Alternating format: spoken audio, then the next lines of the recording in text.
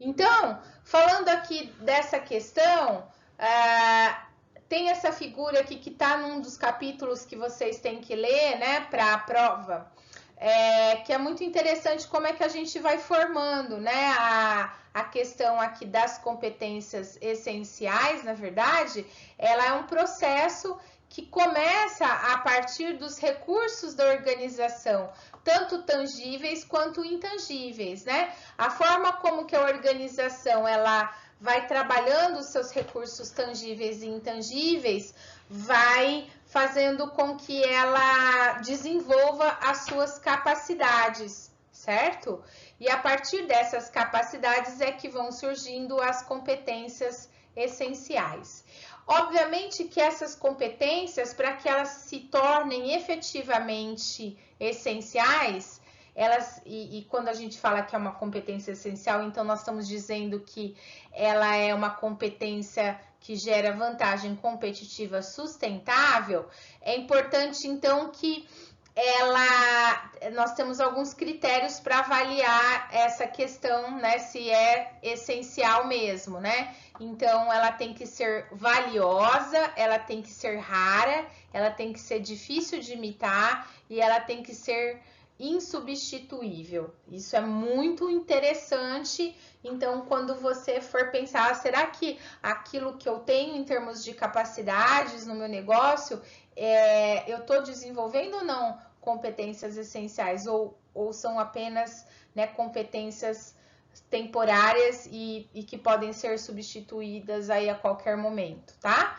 Então, essa é uma coisa a se pensar. Então, as competências essenciais, elas são realmente a fonte, né, mais genuína aí que nós temos de vantagem competitiva, tá? E aí, pessoal, olha só que interessante. Aquilo que, de repente, né, não é gerador de competência essencial, a gente, de repente, pode pensar em terceirizar. Mas como é que eu vou decidir isso? Como que eu consigo definir o que é essencial e o que não é? Por meio da análise da cadeia de valor, que é a ferramenta também desenvolvida pelo Porter, que é muito bacana e que é importantíssima para a gente entender essa questão. A análise da cadeia de valor, ela é muito simples, na verdade, muito mais simples do que normalmente a gente imagina, mas ela tem uma contribuição muito interessante para essa decisão que a gente tem que pensar, olha, será que vale a pena eu manter essa atividade ou às vezes é melhor eu terceirizar? Então, vamos lá. Então, o que é a cadeia de valor? A cadeia de valor, né, que o Porter diz, são todas as atividades básicas, ou também às vezes são chamadas de atividades primárias. Então, alguns livros, eles mudam o nome, né? Mas são atividades fins, ou seja, atividades que pertencem à cadeia de valor, que tem a ver com a produção do produto ou do serviço da empresa. Então, que vai desde a gestão da cadeia de suprimentos, a parte de operações, distribuição, vendas, atendimento, e que são, obviamente, geradoras, né, de lucro para a organização. Então, tem a ver com diretamente a produção do produto ou do serviço, tá? Quando eu tô dizendo produção, é em qualquer etapa, tá, pessoal? Não só especificamente a produção mesmo, né? Então, tem em todos os elos aí da cadeia. Enquanto que as atividades de suporte são aquelas atividades, né, de apoio e que podem, então, que são fundamentais porque elas precisam ajudar a execução das atividades da cadeia, mas elas não necessariamente precisam ser realizadas pela organização. Então, por exemplo, atividades de tecnologia de informação, os sistemas de informação, a administração, a contabilidade da organização, certo? Então, são atividades que não têm ligação direta com a cadeia, né, de produção, porém, elas são fundamentais para que as coisas aconteçam, né, de maneira efetiva. Mas às vezes, de repente, ao invés de você, né, focar esforços nessas atividades, você pode optar pela terceirização e deixar nas suas mãos a questão, né, das atividades fins, percebe? Então, que é onde você normalmente gera valor, ok? Então, essa é a ideia aí da cadeia de valor, tá?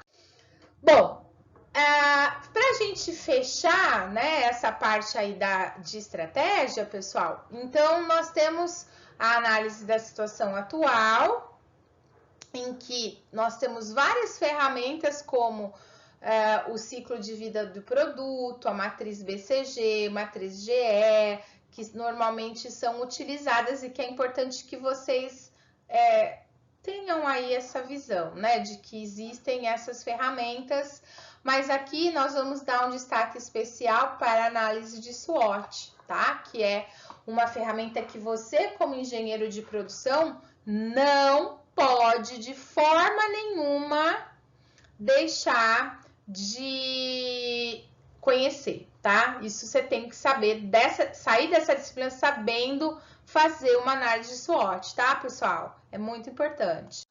Lembrando, o que é então a análise de SWOT? A identificação das ameaças, oportunidades, dos pontos fortes e pontos fracos da empresa. Então, quando nós estamos olhando para o ambiente externo da organização, nós estamos identificando oportunidades e ameaças. Quando nós estamos olhando para o ambiente interno da organização, nós estamos identificando pontos fortes e fracos. E olha só que interessante, né? À medida, quando a gente então faz o diagnóstico, aí a gente coloca toda a identificação, né, das informações numa matriz dessa forma, e que a gente vai identificando então o que é ponto forte, o que é ponto fraco, o que é ameaça e o que é oportunidade, né? Para daí então fazer esse cruzamento. Quando nós temos, pessoal, uma organização em que tem, por características, muitas ameaças e pontos fortes, nós temos uma organização em que ela basicamente vai ter que articular estratégias de sobrevivência. Olha só que interessante. Quando nós temos organizações que tem muitas ameaças e que tem pontos fortes, ou seja, ela tá, né, sofrendo ameaça, mas ela ainda tem pontos fortes, ela tem como se defender, ela vai tentar desenvolver estratégias para tentar se manter. Não adianta ela, né, querer ficar criando coisas muito novas nesse momento, né? Quando nós temos muitas oportunidades e pontos fortes, nós vamos buscar estratégias de crescimento. E quando nós temos muitos pontos fracos e oportunidades, nós vamos buscar estratégias de crescimento. E quando nós temos pontos fortes e oportunidades, nós vamos buscar estratégias de desenvolvimento. Qual que é a diferença, professora, do crescimento para o desenvolvimento? O crescimento é muito ligado com a questão da expansão da organização, né? Nós vamos aumentar a penetração de mercado, né? Nós vamos tentar cobrir mais áreas geográficas. Aí o desenvolvimento, eu já vou trabalhar mais a questão, eu vou criar novos produtos, eu vou criar uma nova linha, né, ou ampliar a linha de produtos que eu tenho, ou eu vou começar a pensar até em desenvolver novos negócios, entendeu? Então, essa é a diferença do crescimento para o desenvolvimento. Beleza? Então, o desenvolvimento seria um nível maior, assim, de maturidade em termos organizacionais ou em termos estratégicos, tá bom? Então, a análise de SWOT é uma ferramenta muito bacana, porque nos dá esses subsídios de pensar, né, assim, o que eu determino em termos de estratégias na hora que eu vou elaborar o plano. É por isso que, normalmente, a análise de SWOT, ela, embora nos livros de planejamento, nos manuais, ela meio que abre, né? usualmente, né, quando a gente faz uma consultoria, a gente usa a matriz de SWOT para fechar o diagnóstico estratégico. Por quê? Porque ela é uma grande síntese do processo de diagnóstico e ela é essa ferramenta super importante para subsidiar a elaboração do plano, né? E o plano em si, então, o que envolve o plano estratégico, né? O que tem o plano aqui de importante? Então, normalmente, um plano estratégico ele é composto pela missão da organização, pela visão, pelos valores da organização e, obviamente, pelas estratégias, né? Então, quando eu estou dizendo estratégias, é um combozinho que normalmente a empresa vai determinar, então, o objetivo que ela quer alcançar, a estratégia que é a ação, e normalmente se coloca a meta e o responsável, né? Que vai ser pelo alcance daquele objetivo, tá? Falando em missão e visão, é uma coisa que é importante a gente trabalhar a diferença, né? Então, a visão é a razão de ser da organização, é a definição do negócio e das áreas de competência da empresa. E a missão é o olhar do futuro, é aquilo que a empresa deseja alcançar no futuro. Aqui tem um exemplo para vocês, para ficar claro, mas no livro tem várias dicas bacanas e eu aconselho que vocês olhem a diferença de missão e visão, né? Porque isso é algo assim muito fácil de você confundir e das empresas também fazerem essa confusão na hora de definirem. E aqui eu trouxe o exemplo da Cacau Show, que é um exemplo bem interessante, porém tem um pontozinho de melhoria, tá? Que eu vou mostrar para vocês, ó. A Cacau Show, por exemplo, ela tem como missão proporcionar ao maior número de pessoas uma experiência memorável e excelência em produtos e serviços, sendo referência em gestão do negócio de chocolate. Veja, então, quando a Cacau Show definiu a missão dela, ela não falou que vende barra de chocolate, panetone, nada. É gestão do negócio de chocolate. Por quê? Porque não é só também os chocolates finos. Hoje a Cacau Show ela tem os sorvetes, né? Ela tem uma série de outras coisas, outros negócios ligados à questão do chocolate, né? E gerencia isso por meio das franquias. Então é muito bacana essa missão porque ela deixou abrangente, deixou a questão da experiência memorável de você, né, proporcionar isso para o cliente, que é uma das coisas importantes quando a gente tem que definir missão, e deixou de uma maneira aberta para que a missão não tenha que ficar sendo redefinida todo ano, porque é importante que a missão ela mude, claro, mas ela não tenha que ficar mudando todo ano, é importante que ela tenha uma certa perenidade, tá?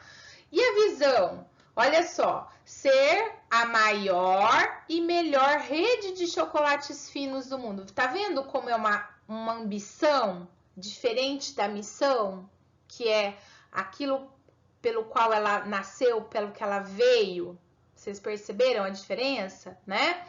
Só que aqui, pessoal, uma das coisas que eu criticaria, né, dessa visão da Cacau Show, que está muito bem elaborada, né, o de resto é perfeita, mas eu destacaria só essa questão que ela coloca, olha, ser a maior e melhor rede de chocolates finos do mundo. Então, é óbvio que nós temos que ser ambiciosos, não que a Cacau Show também não possa ser a maior e melhor de chocolates finos do mundo, mas é melhor a gente ir no passo a passo, né? Então, quando você vai definir sua missão, se você é um negócio local, tente ser o maior e melhor localmente, depois regionalmente, né? Depois em nível do país e depois em nível mundial ou América Latina. Vocês entenderam? Então, aqui eu só criticaria, né? Como aí uma pessoa que é da área, né, de estratégia, eu colocaria esse porém aí na missão da Cacau Show, que ela tá falando que quer ser a melhor do mundo, só que, né, para ser a melhor do mundo, ela ainda tem que, né, caminhar um pouquinho mais, não que ela não seja uma excelente empresa, percebem? Então, são pequenas coisas e pequenos erros que às vezes as empresas cometem, né, na definição de visão e de missão, que às vezes desvirtua um pouquinho e que acaba fazendo diferença, né, se você for olhar isso de uma maneira séria, né, não só para deixar isso lá no site, né, isso deve ser trabalhado, vivenciado pela organização, tá bom?